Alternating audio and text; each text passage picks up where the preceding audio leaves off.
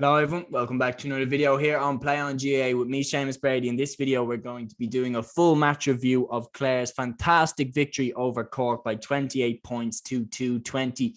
Clare, of course, last week beat Tipperary. This time they've beaten Cork. Fantastic performance by Clare. Let's get into the full match review. But before we do, please like, subscribe, share and comment. It really helps us out here. And let's go. So right away, Robert Mounsey hit a classy opener for Clare, and they put the quick man on Robert Downey, and he caused Downey trouble all day long. Robbie O'Flynn responded, and inside 1 minute, we'd already had 2 points. That's how quick hurling is. Shane Kingston hit a beauty to make it 2 points to 1, but how Clare responded to this was fantastic. The pick of the bunch out of their next scores was David Fitzgerald hitting a boomer. They hit 11 of the next 12 points. That burst is remarkable, especially against the Cork side, which has serious potential. Cathal Malone hit a boomer from the sideline in amongst that spurt, and that was probably the score of that spurt. Classy Tony Kelly point with his back to goal made it 14 points to 4.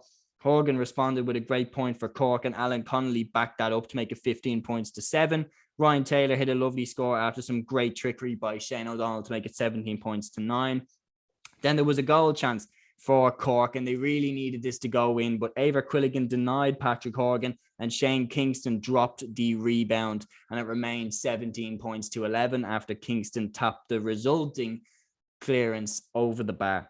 In the second half, there was a fast start, 5 points for Clare and 3 points for Cork, but then there was a brilliant goal by Alan Connolly, who just showed nothing but determination. He drove through Rory Hayes and scored, kicked it into the back of the net to make it 22 points to 114. And crucially, soon after this, Ian Galvin was shown a red card. He appeared to jab the hurl into Sean O'Donoghue.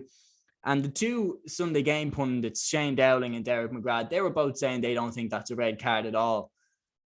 But if you allow this to happen, there was an incident a few years ago where Adrian Toohey, the Galway hurler, he was caught hitting another player in the balls from the other team. I think it was in a Leinster Championship match, but it was caught on camera, and it was a clear jab of the hurl.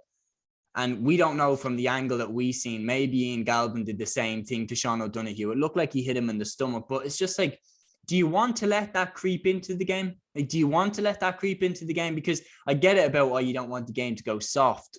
But should the players be allowed to jab each other in the stomach with a hurl? Like, I don't know. What do you think about that? Put it in the comments below. I'm genuinely interested. I think he deserved to go. I think we can't let that creep in where players can literally just start hitting each other with the hurls, like, off the ball. Like, that's just a dangerous precedent to set. But then soon after this, Clare responded, showed their mettle. David Fitzgerald hit a boomer, and so did Dermot Ryan to make it 24 points to 115. Ryan Taylor pointed after a turnover to make it 25 points to 115. And soon after, Mark Keane was shown, in my opinion, a very, very harsh red card. John Conlon appeared to give him a little slap on the arse with the hurl, and Keane turned around and just, he pushed him or he slapped him or something. It didn't look like a real strike though, and he was shown a red card. Very harsh. A late goal from Dara Fitzgibbon proved to be too late for Cork, and they go down 28 points to 220. And to be honest, the scoreboard for Cork does them favours. I thought they were never in that game, really. Clare looked the better team pretty much from the start of the game. And yeah, for Cork, it's desperate now. That's 3 defeats. That's 2 defeats. And going away to Waterford now, I think that is 3 defeats. I think Waterford beat them. And when Waterford beat them, that's it. They're out of the Munster Championship, which is absolutely crazy for a team that made it to last year's All-Ireland final. I mean, the pressure will be on Kieran Kingston a lot now, because Matt Hurley, the GAA Statsman, made a really good point saying about how Patrick Horgan, when he's not there, Cork actually play better. And Kieran Kingston doesn't seem to really have the guts to drop a player like Horgan. I don't blame him, because Horgan is brilliant. But Cork seem to play better without him, because in my opinion, whenever Horgan is on the pitch, Cork just rely on him to do everything on his own. And it was clear in the first half, he was trying, he was winning frees, he had that goal chance. But the other lads, until Alan Connolly really came in, the other lads weren't really helping him. And they seem to do more as a team when Horgan isn't there. It's kind of similar to Ronaldo at United, that once he's there, like, they just rely on him. And Yeah, it's an interesting one. I don't know. Do you think Horgan should start for Cork? I mean, put it in the comments below.